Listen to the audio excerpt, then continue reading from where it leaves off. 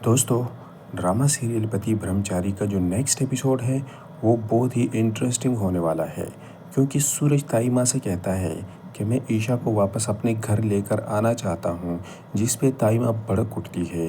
ताई माँ सूरज से कहती है कि मेरे होते हुए ऐसा काम कभी भी नहीं होगा, क्योंकि ईशा हमेशा तुझे धोखा देकर चली जाती है और तुम हो के उसके पीछे पड़े हुए हो। जिस पे सूरज उसे कहता है कि ताई माँ, ईशा अब वैसी नहीं है, उसकी कुछ मजबूरियाँ थी। तो ताई माँ उसे कहती है अगर ईशा इस घर में आएगी तो वो दिन मेरा इस घर में आखिरी होगा, तो मेरा मुंह तक नहीं देख पाओगी। सूरज उसे मनाते मनाते घर से चला जाता है। ताई माँ कहती है कि मेरा आखिरी फैसला है। उसके बाद बंटी आता है।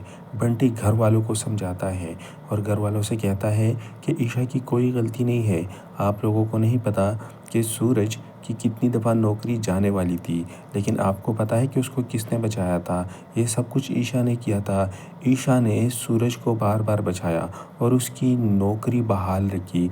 ये बातें सुनकर घर वालों को भी तरस आ जाता है। अगले ही सीन में आप लोग ये भी देखेंगे कि सूरज जाता है ईशा के पास और जैसे ही वो दोनों घर वापस आता है, ताई माँ पहले तो नाराज़ होती है, लेकिन बाद में ईशा से वादा लेती है और ईशा से कहती है कि आज के बाद तुमने मेरे सूरज को छोड़कर कहीं भी नहीं जाना।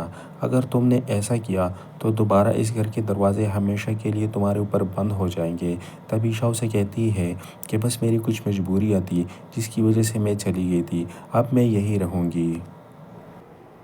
ड्रामा सीरियल पति ब्रह्मचारी, इसका नेक्स्ट एपिसोड बहुत ही ज़बरदस्त होने वाला है, क्योंकि सूरज अब ईशा को अपने घर वापस लेके आना चाहता है, लेकिन ताई माँ नहीं मानती। ताई माँ सूरज से कहती है कि ईशा इस घर में नहीं आएगी। अगर ईशा को तुम इस घर में लेकर आ गए तो मैं ये घर छोड़कर चली जाऊंगी। सूरज उसको मनाने की कोशिश करता है, लेकिन ताई माँ उसे कहती है अगर ईशा इस घर में आ गई तो मैं घर छोड़कर चली जाऊंगी और दोबारा कभी आपको अपना मुंह नहीं दिखाऊंगी। सूरज मनाने की कोशिश करता है, लेकिन वो नहीं मानती। सूरज घर से चला जाता है। तभी बंटी पूरी मदद करता है सूरज की और सारी हकीकत जाके ताई माँ को बता देता है। बंटी कहता है कि कितनी दफ़ा सूरज की नौकरी खतरे में पड़ गई थी, लेकिन आपको पता है उसको किसने बचाया था। ताई माँ कहती कि किसने बचाया, आप बताओ। जिस पे बंटी कहता है कि ईशा भाभी ने सारा काम किया था। उसने बार बार सूरज भैया की मदद करके उसकी नौकरी बचाई थी। ताई माँ कहती कि मैं नहीं मानती। अगले ही सीन में आप लोग देखेंगे कि ईशा को सूरज अपने साथ अपने घर पे लेकर आ जाता है।